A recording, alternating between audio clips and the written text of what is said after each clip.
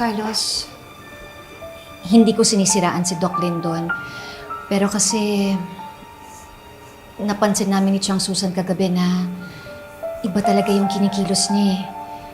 Tapos sinabihan pa kami ni Annalyn na layuan muna namin siya. Hindi kaya siya yung may-ari nung pouch na yun? Alinette, sa tagal na ni Doc Lindon dito, hindi siya nagkaroon ng issue. And hindi pwedeng magawa yun. Nakita mo naman, nag-negative siya sa drug urine test.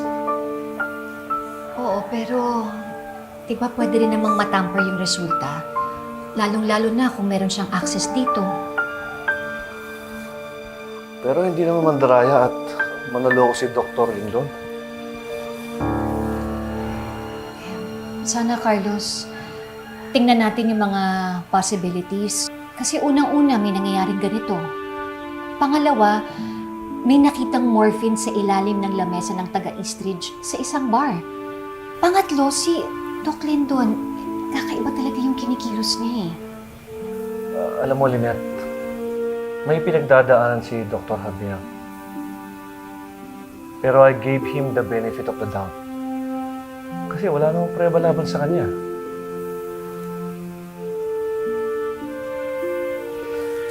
Alam mo, Lynette, hanggat walang makakapagsabi na si Lindon ang may-ari ng pouch, hindi ko siya pwedeng pagbintangan o husgahan.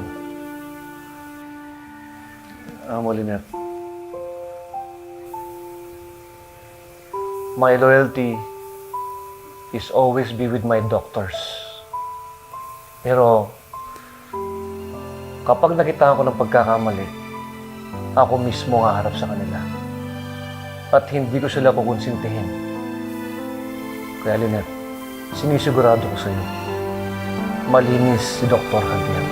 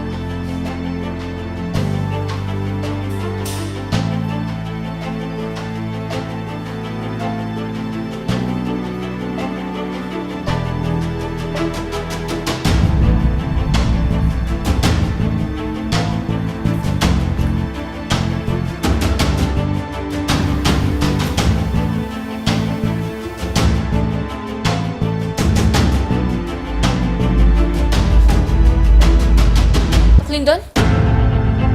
Anong ginagawa mo? Nagtutulok ka? Ano yung tinutulok mo?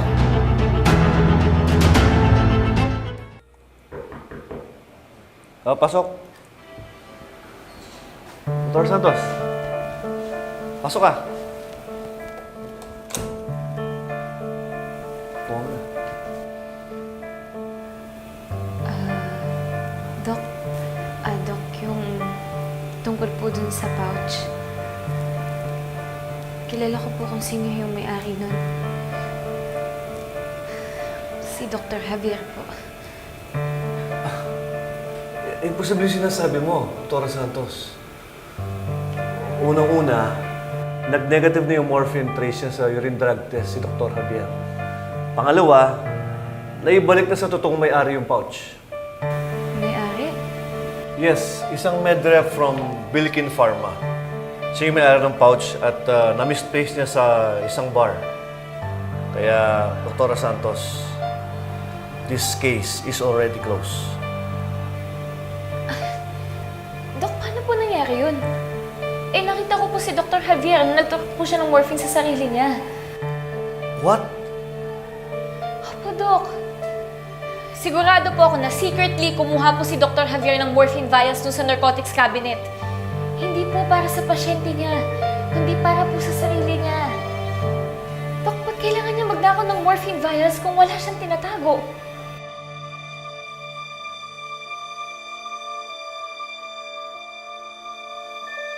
Sinabi ni Dr. Santos yun.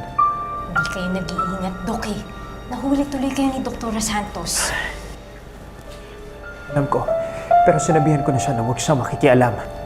Ito na yung kinakatakutan ko eh. Diba sinabi ko na sa'yo na itigil mo na yan? Naniwala ako sa'yo na tigil mo na yan eh. Ano ba? Sa'yo ba talaga yung pouch na yon? Tagal na kitang pinagsasabihan. Paano kung nahuli ka ni Dr. Benitez? E di tatanggalan ka ng lisensya. No. Ha? Mawawalan ka ng trabaho. No, hindi mangyayari yun. Anong hindi? Eh, nahuli ka na nga ni Dr. Santos na kumuha ng vial dun sa narcotics cabinet. Anong gagawin mo? Wala siyang ebidensya. Okay? It's her word against mine. Kaya ko na sundan yun.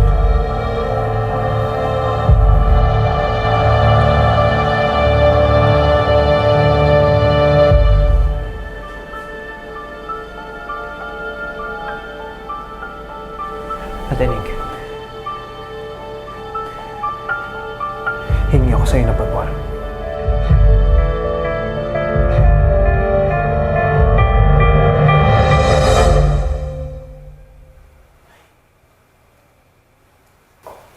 Hi, Lynette. Are you ready?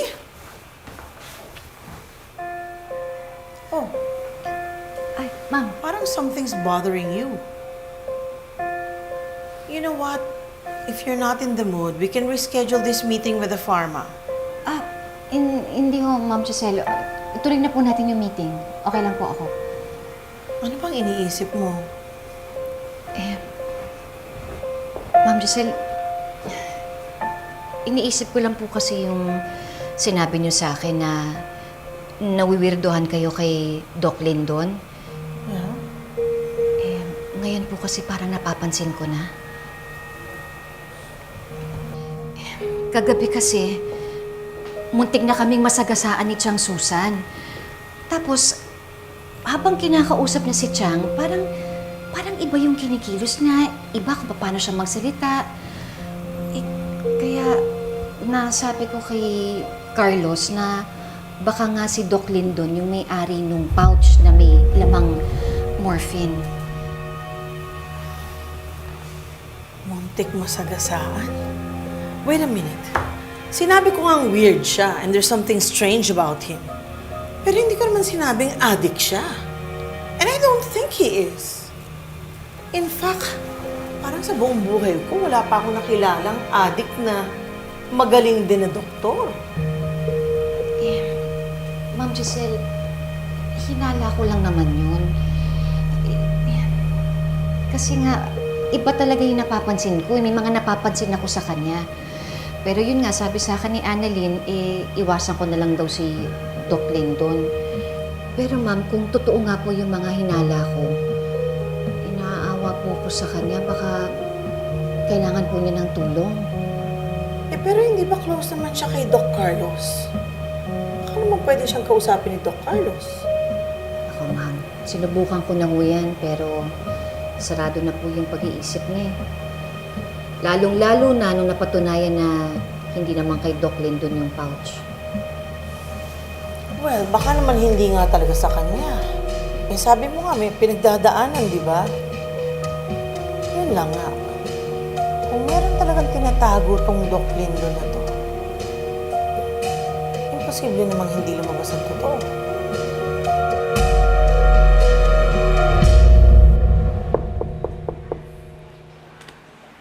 Doc, pinatawag niyo raw po ako. Dr. Javier, pasok ka.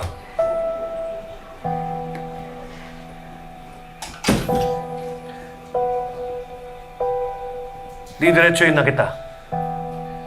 Sinabi ni Dr. Santos na may kinuha kong vial of morphine na hindi ka nagpapaalam. At worse, tinurok mo to sa sarili mo.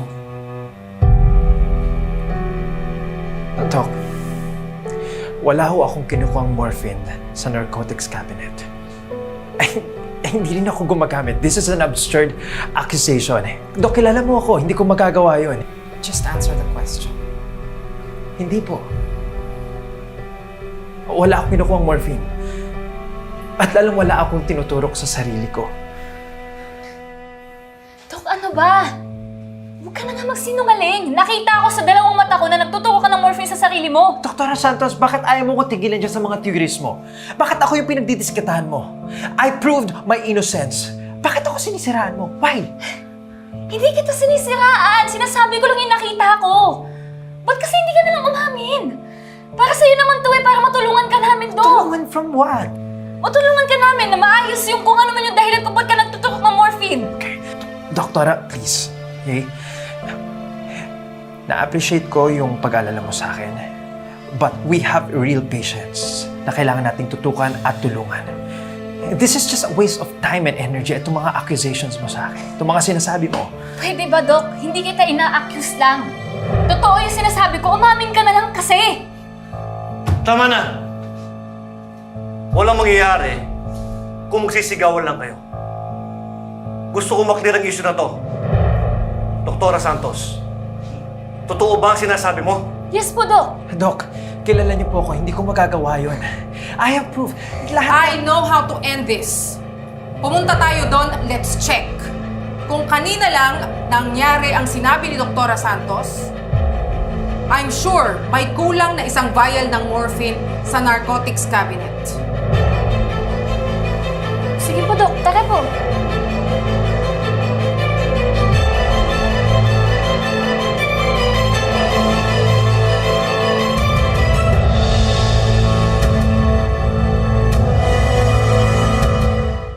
Kailangan po namin kayo sa ICU. Okay. Prado, ka na bahala dito. Moira, excuse me po. Thank you, Doc. Ma'am Moira, normal naman po yung BP niyo po. Mataas ang BP ko. Ay, pero ma'am, 100/80 lang po, normal po yun. Nurse Karen, alam ko, mataas ang BP ko. Ma'am, 3 beses na po tayo nagbe-BP, lahat po normal. Mataas ang BP ko. Nurse Karen, ako na muna ang kakausap ma'am. Sige po, kunin ko lang.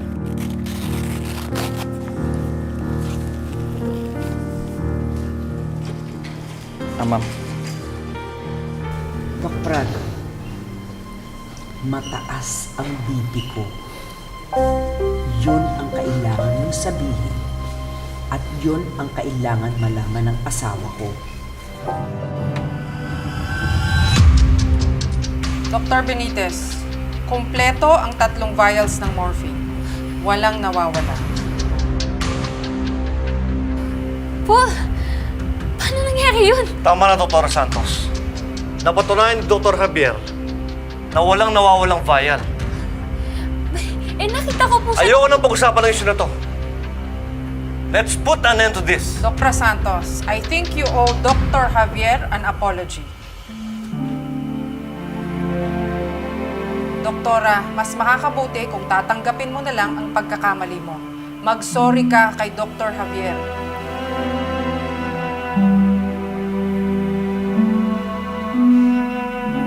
Sorry, Dr. Javier. Dr. Javier, tinatanggap mo ba ang apology ni Dr. Santos? Apology accepted. There you go. Ayoko na ulit pag-usapan to. Is that clear? Yes po, Doc. Is that clear, Dr. Santos?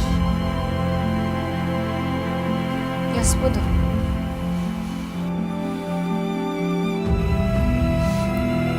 Okay.